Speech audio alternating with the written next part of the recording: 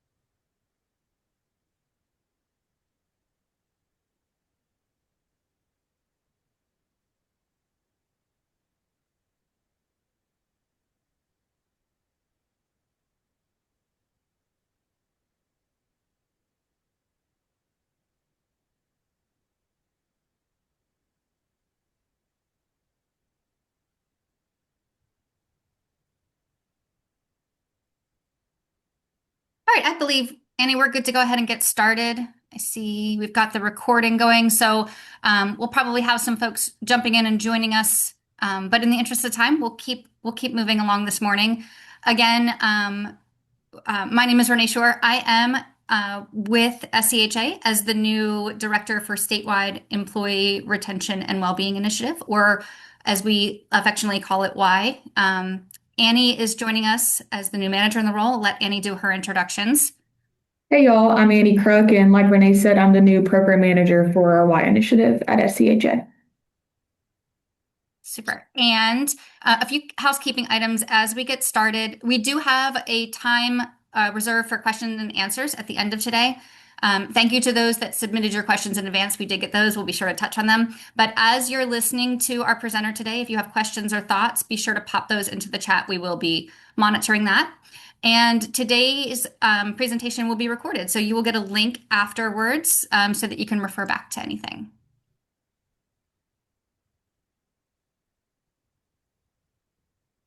All right. So before we jump into the presentation, if you've been with us before, I see a lot of new faces. I see a lot of returning faces. You'll know that we like to begin with this model, which is the 5 essentials for the workplace mental health and well-being. This is our Surgeon General's framework that really demonstrates the connection between employee well-being and organizational health.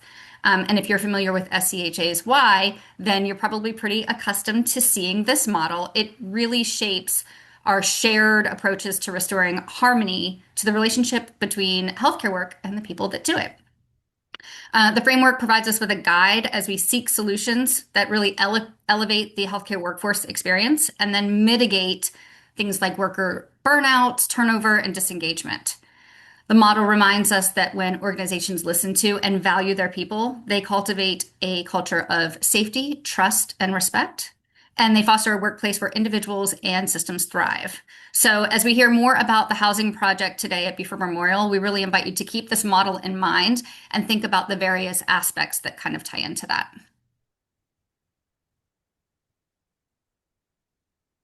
A little bit of data before we turn it over to our friend from Beaufort Memorial, Kathy Bingham, where she'll talk more about the innovative and groundbreaking workforce housing project that they have there. I wanted to set the stage a little bit on the relationship between costs and specifically the cost of housing and organizational recruitment and retention efforts. So the data that you see here is based off of a 2025 survey that was conducted by Consumer Affairs of 800 employees and 200 employer participants. In that survey, more than 2 in 5 employees say that they have declined a better job offer because housing at the new location was just too expensive.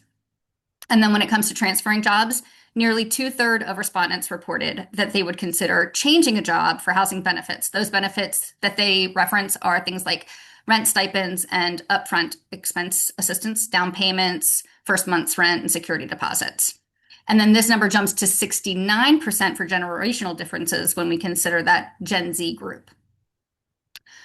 For employers, this standpoint is also felt on the retention effort, not only in recruitment. And of the employers surveyed, 32%, so nearly a third of employers recognized this concern, and they really hope to see that housing benefits are a commonplace over the next 10 years. Housing is not only a deterrent for employees and for employers from that recruitment and retention standpoint, but also in terms of solutions. So, cost prohibitive to the solutions where 56% of employers say that they can just not afford to implement housing benefits at this time. Joining us today to talk more about the innovative and collaborative approach to addressing this very concern is our friend Kathy Bingham. Kathy serves as the Employee Wellbeing and Engagement Success Coordinator at Beaufort Memorial, and she is a longtime friend and partner of Y. So, welcome, Kathy. Thank you, Renee. Appreciate it. I'm glad to be here and to be talking about this project that we have going on with our community. All right, just a little history on Beaufort Memorial Hospital. We've been around since 1944, so we're going on 82 years. We are actually a community hospital. The original name is Beaufort Memorial County Hospital because we are actually partially funded and overseen at one point in time by our county. So we're chartered by the state, originally started out with 25 beds. We've now over 200 beds. The property for our hospital was donated by a Miss Kate Gleason way back in the day. In fact, we still have a park here on our campus that is named after Kate. And there, of course, is the first baby ever born here on May 4th in 1944. Now we have lots of babies.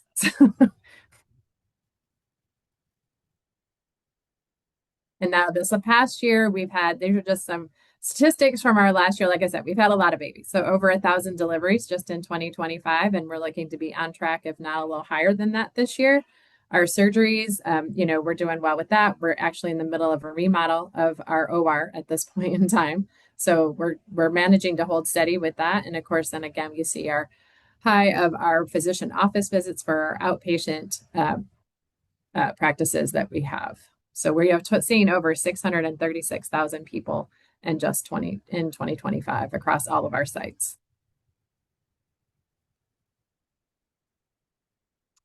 So how are we expanding access to our people here in Beaufort County? So this is stepping into the stuff that we have going on currently, some of our new builds that are happening. So we are actually building a primary care down at May River Crossings, which if you're from the Beaufort area is where the roundabout is to head off towards, if you're coming into the New River area, like towards Savannah, you would be at that roundabout where that Publix is at. That's where we are, our new primary to have open. I think it's by next year, we're going to have that up and running. So we are getting that built currently.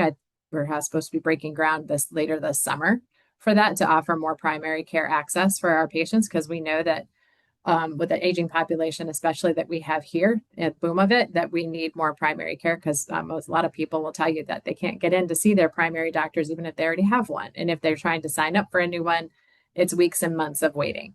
So to help offset that, we are in the process of getting more primary care doctors to our area.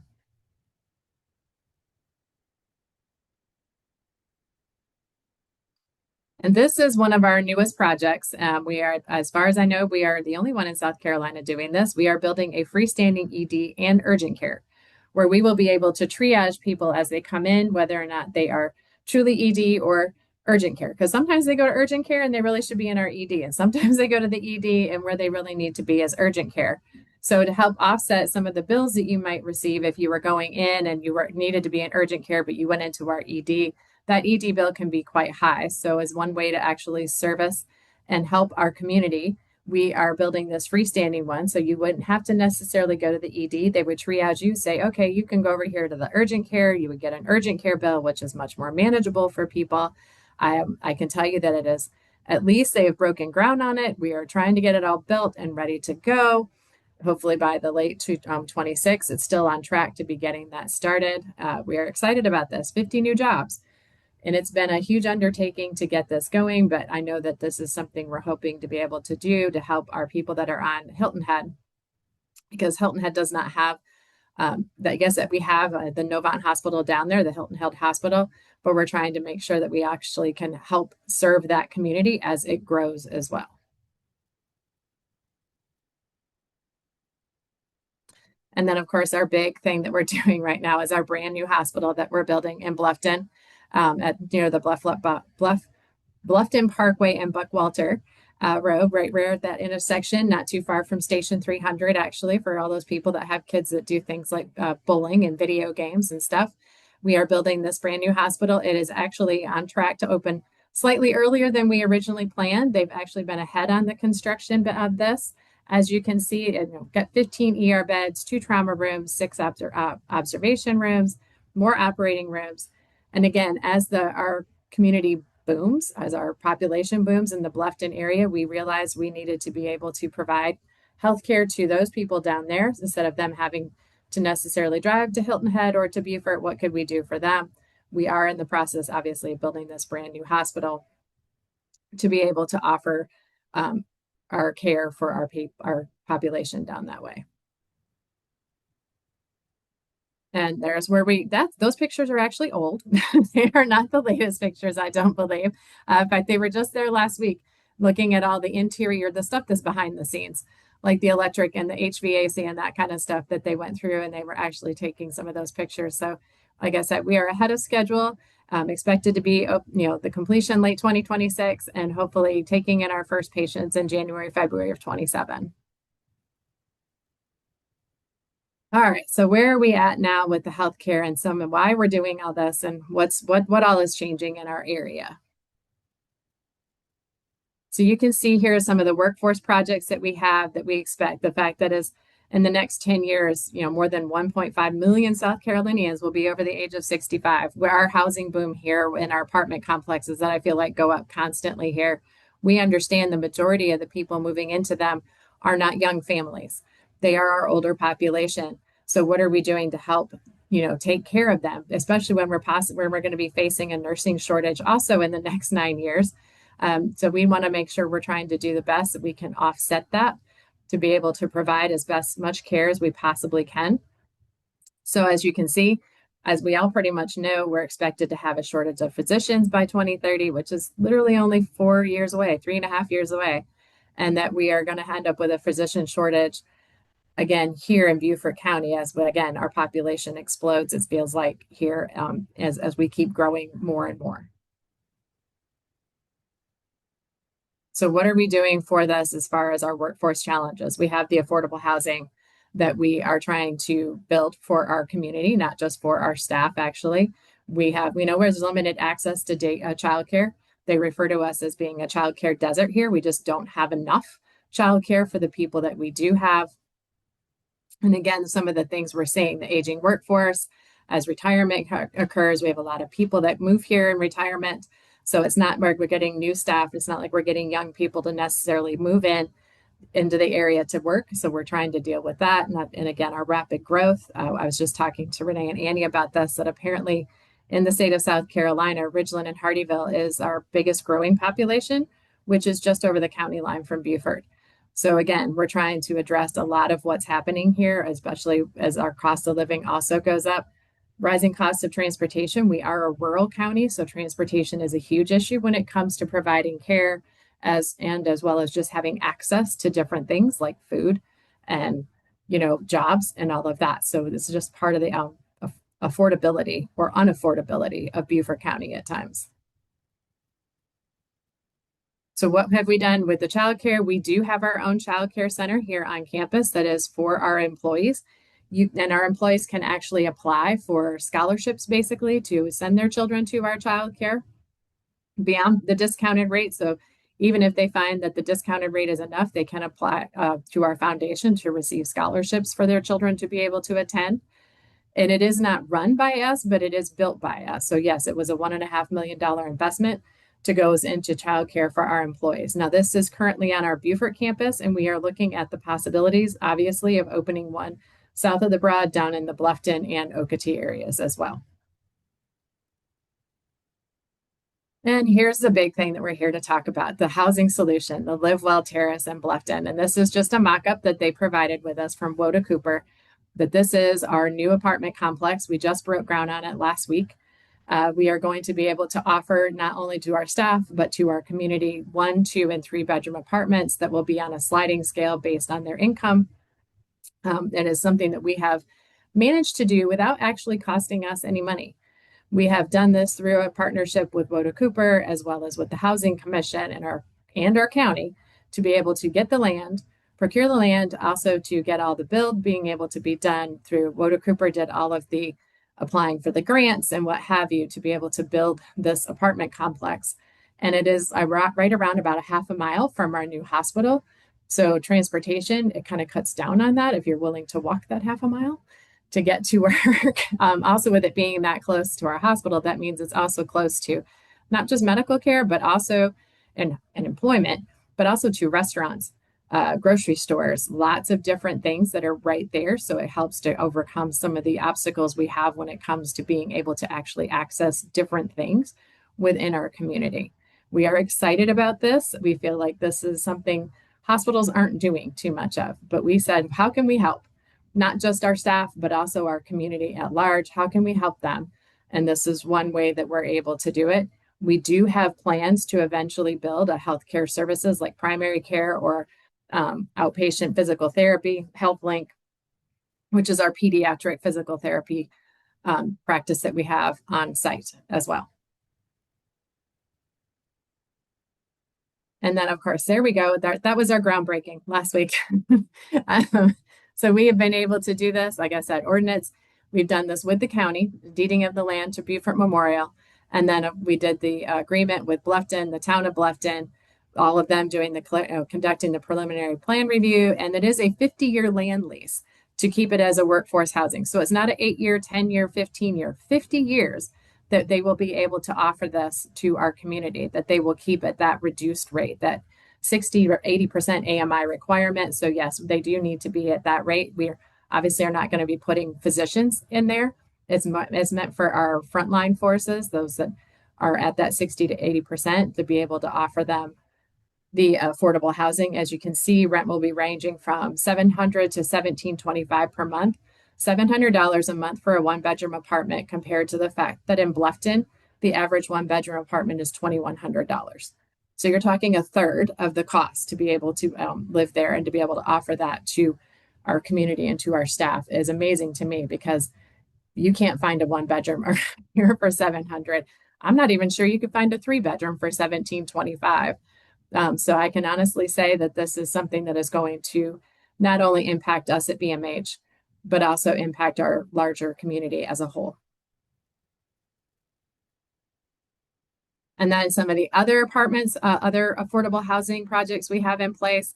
We did just purchase the Canal Apartments here in Beaufort, about 3.5 miles from our main campus. And again, in partnership with Woda Cooper to manage the property. We don't manage it. Woda Cooper manages it. I'm a firm believer that your boss should not be your landlord, honestly. We're just here to be part of like the catalyst to get it done for our staff, or for our community, but we are not the people actually managing it. But we did purchase this apartment complex. So it is being renovated. That is something that Woda Cooper has done all over the place. They come in, they buy apartment complexes, and they get them renovated and up to date to make them more appealing, honestly, in my opinion, for people to be able to move into. It is 19 units that we did back in May, hoping to soon have that up and ready to go for our community. And then we also have a project that we are working with the county to be able to do townhomes, single family home projects in Beaufort. We do not have as much involved in this, but because it's in the early stages of development and planning, and we're trying to make sure that we are not overextending ourselves, obviously, on this as well. But this is actually on the other side of our technical college of the Low Country. So again, you're talking within half a mile, if not less, from our main campus right here at Beaufort Memorial, to be able to, they're actually tearing down houses and building up some 2-bedroom townhome units, 3-bedroom single family home units, to be able to offer again at a reduced cost for our community.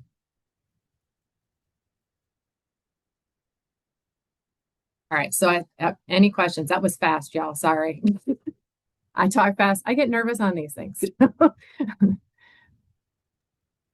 Kathy, while folks are thinking of questions that they might have, we do have a couple in the chat.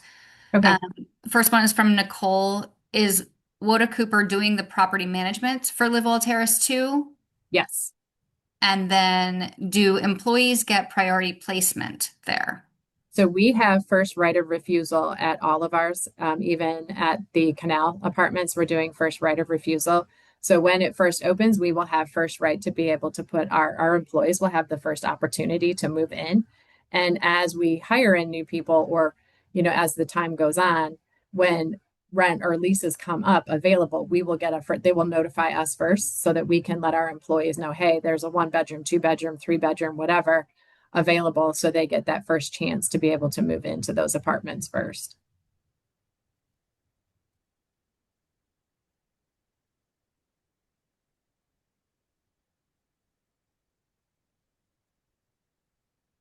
And I noticed one of the questions I got earlier was on other efforts to address housing stability challenges happening in the state.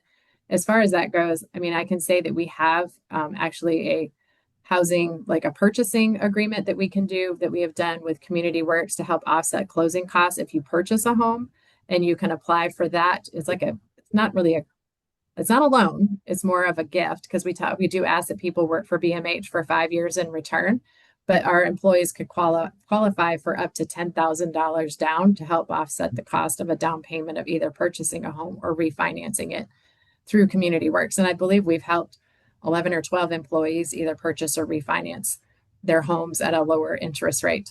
Because again, we understand it's expensive to live here. We're second highest cost of living in the state of South Carolina. So we're trying to help them. But again, you have to qualify for those loans, and how much it is, or I shouldn't say loan, but that gift and how much you would receive is based on the median income of your household compared to the AMI of our county.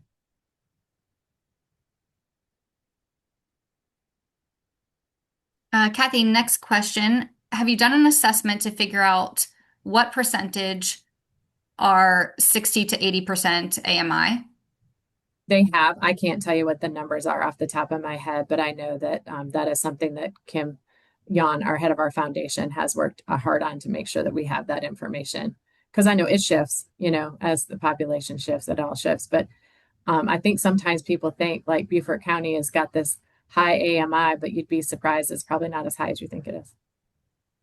Like I noticed, I think when I looked it up last time, like for a house of four, it was only like 52,000, which to me is not extremely high when you're talking about four people in a house. But I could be wrong even on that number. It's been a while since I looked them all up, but I remember thinking, oh, it's not as high as I thought it was. Next question. Are there any legal considerations that were particularly sticky as this work was being kind of formalized and outlined? For us, it wasn't as big of an issue when it comes to the legal piece. I think it helps that we are a community hospital, that we're a county hospital, to overcome like the county pieces as far as getting the approval to be able to even build, because that's one of the things I think people will find is when you're talking about building affordable housing is getting the approval from the county to even be able to do that. And as our CEO had said, is that we're Beaufort Memorial, we're a county hospital, we're a community hospital. So we have a working relationship with them. So it helped to offset that stickiness that could have come up with it. Now, so far as I know, we have not had any pushback from our community too much that I know of on building affordable housing. Because I know that a lot of times people think, oh, I don't want this next to me. I don't want affordable housing next door to me. I don't know if it's because it's from the hospital that it's helping that or not, but I feel like it has definitely helped when it comes to like the legalese piece of can we get the property? Are we able to build all this stuff? I do believe our county does recognize how expensive it is to live here, and they understand how we need to be able to provide housing for those people that actually work here, not the people that retire here.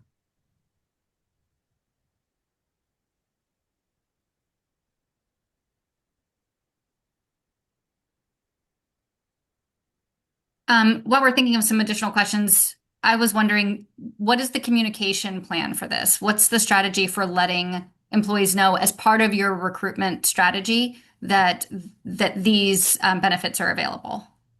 Well, I can tell you, I talk about it at every orientation. I'm up there selling it.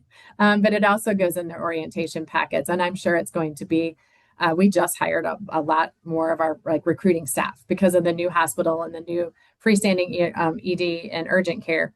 We are in a high recruitment period right now to get more staff in. So I know it is being told, it has been that information is being relayed, especially to those people that are coming on for our frontline staff to be able to say, hey, here's part of this overall package that we can offer you. Not only can we give you this, compensation wise as far as your wages, but we can also help this way when it comes to being able to have a home and that kind of stuff. But yes, we are definitely, it's on our communication platform on our hub. It is shared in department meetings. It is shared. I share it. I feel like I share it a lot. So I talk about it when I go and talk to people in our departments. Plus, we are actually trying to make sure our community knows too, where there's already been news articles and all kinds of stuff being broadcast out about it, not just internally, but externally as well.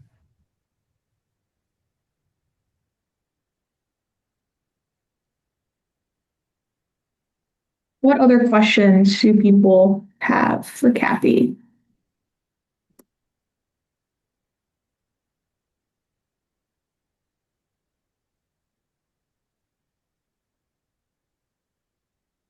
I know I'm curious, and I think this was something that was submitted previously, and you kind of touched on it, but just for those on here who maybe have joined because they're considering replicating something similar within their region, what advice or initial steps should they take first in order to start building on something like this in their community?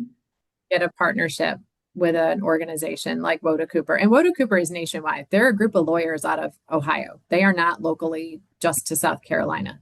But you need a partnership with them, in my opinion, at least, and I would even say in the CEO's opinion, because that's what helped us is that we're doing this without, Live Well Terrace is without us actually having to pay anything out. And even our agreement with Woda Cooper for Canal, we put down we bought it. We bought the Canal apartments, but Woda Cooper is now paying us so that they can run it.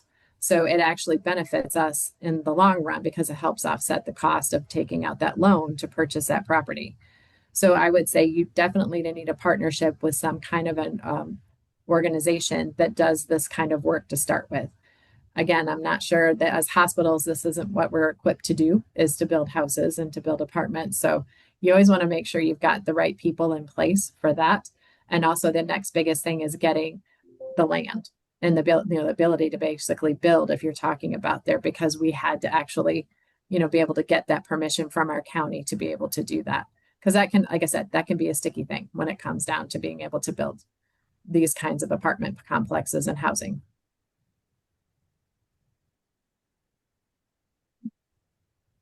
Great. We have another question in the chat. Was there intentional partitioning established that keeps Beaufort Memorial as an employer separate from employee and Woda Cooper as the housing manager? An example such as eviction not impacting employment? Yes, that's exactly why it was essential for us to do this. We actually had a house that we had worked an agreement with the county for that we managed ourselves. And we said, okay, if you're a Beaufort Memorial employee, we basically opened up almost like a raffle. We said, if you need a place to live, you put your name in with your application. And we kind of drew our employee, the person to get it. I don't want to say like out of a hat, but it was something similar to that. Like people could apply to get this house. And we ran into issues because we're their boss.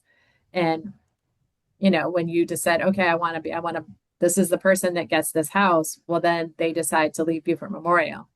Well, then we had to have them leave the house.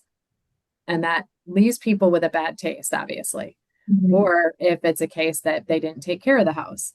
Now, we as their employer having to come and say, you've now done this damage and we need this money and all this stuff. Again, I honestly think employers should not be landlords. In my opinion, personally, when I'm talking about overall employee well-being, I think it's a blurred line that shouldn't be blurred. Now, if you can find a way to do it better, kudos. I think that's great. We just tried it and we found it did not work well for us.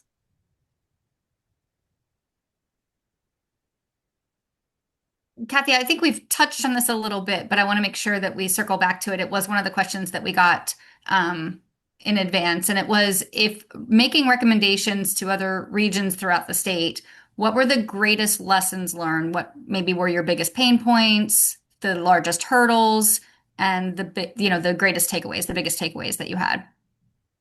I think probably I can't speak all to all of that necessarily because really our CEO was the driving force behind this. And he's not here. So but I can tell you from talking to him, I think honestly, some of the biggest pain points are going to be perception when it comes to affordable housing. Because I can even tell you just from reading the comments that went on to social media, people are like, is this really affordable? Because we hear that. We hear things like affordable housing. And then when you see what the cost is, you're like, that's not really affordable. But when that's not that's all they see is affordable housing, they don't actually see what the rent's going to be. The assumption is it's not affordable. So honestly, a public perception is part of the problem. And I think it's a huge hurdle. The other part being is where's that going to be? What's the crime rate going to be like? Which is legitimately a public perception issue. And I think, again, it's something that will have to be addressed if that becomes an issue. But we're trying to get people to understand that that's not what our focus is. Our focus is on trying to provide housing for people that just can't afford it and to be able to allow people to actually live where they work. But yes, I would say the biggest hurdle sometimes is overcoming the public perception, especially when you're talking about people can easily say, I don't want that next door to me. And they can come to the county council meetings and they can say, absolutely not. We have not had that issue, but I could see where it could be an issue at different locations, depending on where you are and how open your population is to having affordable housing there. I think our population does understand it's needed just because we need to be able to, again, live where we work instead of having to drive from, Jasper County, Colleton County, Hampton County, which is people are driving over an hour to come to work here. That isn't make it necessarily, you're talking about work-life harmony or balance. It doesn't work well for people. Not to mention when your daycare is back at where you work, doesn't have, or where you live, and you're driving an hour, then your cost of daycare has gone up. So we're trying to eliminate some of those things for our people.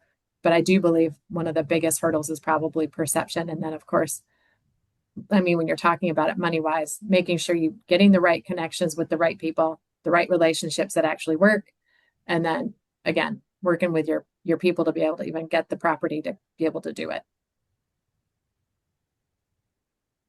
Kathy, could you tell us if there is currently an evaluation plan or an assessment that will kind of circle back and make sure that this had the meaningful impact that we're believing it will have, right?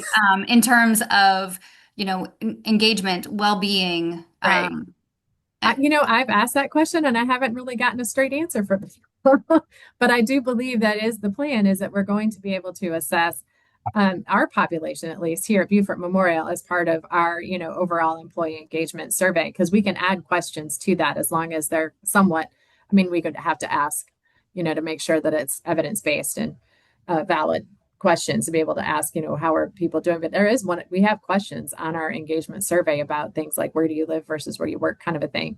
Because we understand that's a huge stress on our staff is getting here, and from where you live, that kind of issue. So I don't know that there's anything in place yet, but I have asked that question because that's my thing is like, how are we going to know? Like, is it really working? And I would actually be curious to find out even from local employers of things like the food industry and stuff like that. Like, how are their how is it going for them when you're talking about these are not just going to be BMH employees. This is our community at larger. So are they able then to recruit more employees at the grocery store, at our food industry, at our restaurants? Because like I said, we're a huge tourist community. So we have things like hotels and restaurants and stuff that they're struggling to get employees. So I would like to ask them actually if they're also able to recruit, if we are able to provide this kind of housing for their employees as well. Yeah, that's a wonderful idea. And to the extent that this housing opportunity then allows these employees to feed back into the economics of the surrounding area, right? To support those local businesses, to support the local restaurants, because there is more income available to them. Yes. I mean, when I think about the places on Hilton Head that they're busing in employees from 2 hours away, an hour and a half away, people are getting on buses at 3, 4 o'clock in the morning to be able to go work and, 2 jobs on Hilton Head to take a bus back home at night. Can we help those people so that they don't have to do that? Can we help these local businesses so that people aren't feeling so short-staffed and burnt out? So a healthier community overall, right? Absolutely. We did get a few more comments in the chat. Nick just said that he would be interested to see what team member perception is over time as well as the public. Yes. So that's definitely something that we would be interested to see as this new ground is breaking, what that looks like moving forward, as it seems that y'all are definitely moving on with providing this housing, not only for your hospital staff, but for your community. And Elizabeth, just to echo what you said, she said that this is great work and such a thorough plan for this community, an example for others to model for their local communities. So thanks, Kathy, for your leadership, you and your team and community partners for making this happen in Beaufort. Yeah, I'm excited to see what happens for our area. So, well, if anyone else has any comments or questions, please put them in the chat. We are going to go over some few additional Y resources for the remainder of our Reimagining Y session today. But I do want to thank you, Kathy, again for joining us and sharing your insights on the incredible work that's happening with Beaufort Memorial Hospital in Beaufort County. This project is a very powerful example of how innovative partnerships and community-driven solutions can address workforce challenges in meaningful ways. So like I said, any other final questions or reflections, please put those in the chat or feel free to raise your hand and we'll unmute you. But Renee and I are going to move forward with some resources that we have from Y. As Renee said, me and her both started a few months ago. So we're still getting in the beginning stages of revamping and getting some new initiatives out there that we want to share with you all today. So a lot of the work we do is designed to support healthcare organizations in their workforce well-being, engagement, and retention efforts. So one of the key goals of Y, for those of y'all who aren't familiar with this initiative, and maybe this is your first time being engaged with one of our initiatives, joining the Reimagining Y Learning Collaborative. We try to serve as a hub for workforce resources, learning opportunities, and connections to help hospitals and other community organizations address workforce challenges and create environments where healthcare professionals can thrive. So we have some resources that we're about to highlight in a variety of different ways that you can choose to engage in. So whether you're looking for training opportunities, educational content, peer learning, data, or practical tools, hopefully there's something for everyone as we go through these offerings. So first and foremost, Renee and I just wanted to mention that we offer adult mental health first aid training. This is something that is a national training that's evidence-based that teaches you how to identify, understand, and respond to signs of mental health and substance use challenges in adults. So throughout this training, participants learn a practical action plan for supporting someone who may be experiencing or developing a mental health challenge or crisis, and how you as a mental health first aider can learn to connect them to appropriate resources and professional help. So throughout this training, it teaches you how to reduce stigma, increase confidence in having those supportive conversations, and strengthen workplace and community well-being. So Renee and I ourselves are certified instructors through the National Council of Mental Wellbeing, as well as we have a cohort of hospital staff who got trained through SCHA to also offer this training in their community.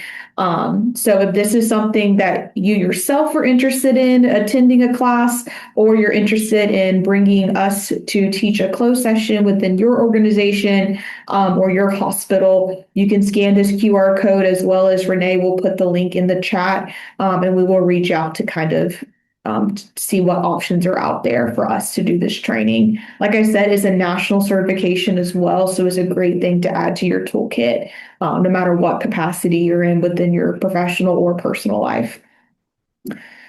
We also have some upcoming training opportunities we wanted to share as well, including Just Culture, which is offered both in person and virtually, as well as we have some workplace violence simulations coming up across the state. These are kind of driven by Beth Morgan, who is another staff member at SCHA, who I believe is on this call. So if you have any questions, I'm sure she can answer any in the chat as we go through the rest of these slides. But these trainings are designed to support workforce well-being, psychological safety, accountability, and then workplace safety. So if you're interested in learning more or potentially attending any of these, you can scan those QR codes that's on the right hand of your screen, as well as Renee will put those links in the chat for you to click on those. And we hope to see some of you all there. And please feel free to share with your staff. We do have some one-pagers developed for all of these trainings as well that we definitely can share out. Or you can reach out to me and Renee if you want to learn more. Another great offering from the Y team is that me and Renee host a Tell Us Why podcast, which is designed specifically for and about our healthcare workforce. So this podcast is with healthcare leaders, subject matter experts, and frontline professionals to explore those innovative strategies, leadership practices, and real-world solutions that support workforce well-being, engagement, and retention. So each episode, we highlight stories and lessons learned from hospitals and organizations working to address the root causes of burnout and creating healthier workplace cultures. So we have a podcast soon to be released from Hugh Tappan, who is the HCA division president, to talk about an initiative they implemented at HCA called A Walk in Your Shoes. So be on the lookout for that in the coming days or hopefully a week. Also, we just recorded yesterday a podcast with Dr. Stephanie Simmons, who is the Chief Medical Officer at the Dr. Lorna Breen Heroes Foundation, about the humanity of healthcare and redesigning the system. So you're the first to hear about that podcast. That should be coming out in the next few weeks as well.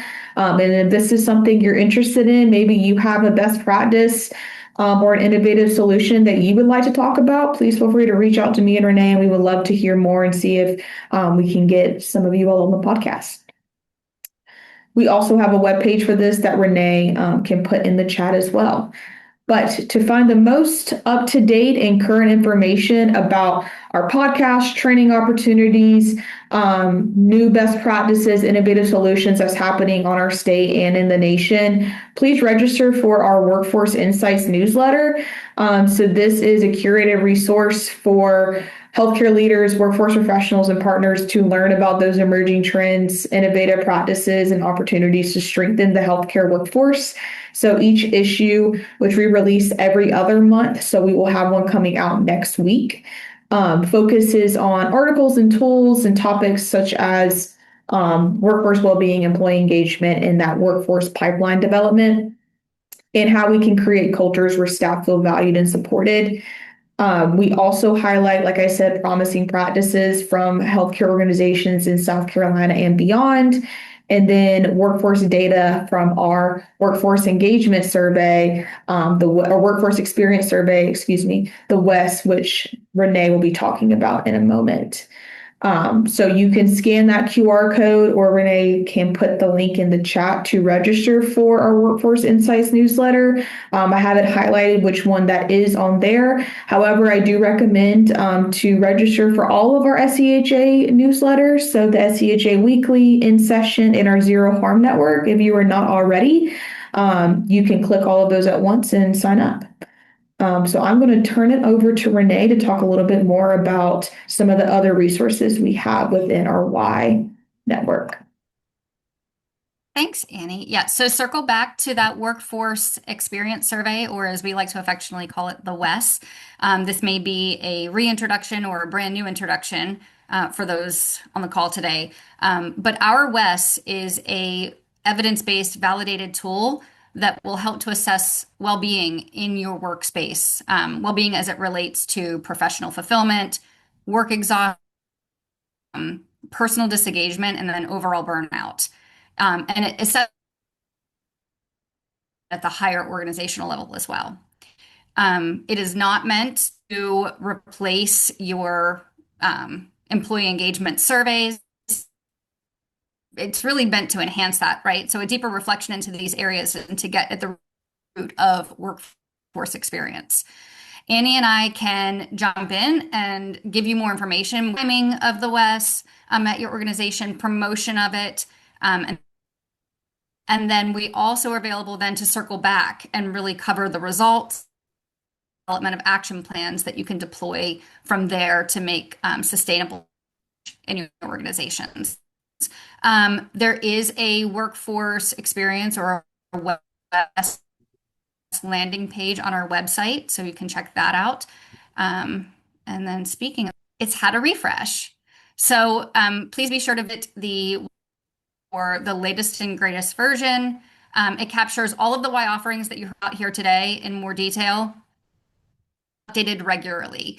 That one pager that Annie referenced that will have the latest, the Learning Y collaborative recordings will all be there.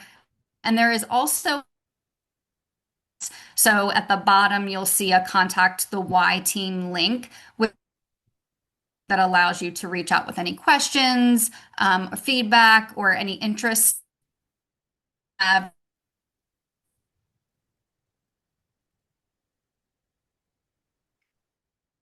So last but not least, want to do a save the date for our August Reimagining Y Learning Collaborative. So if you want to jot this down in your calendars, it will be on August 19th from 10:30 to 12, like today.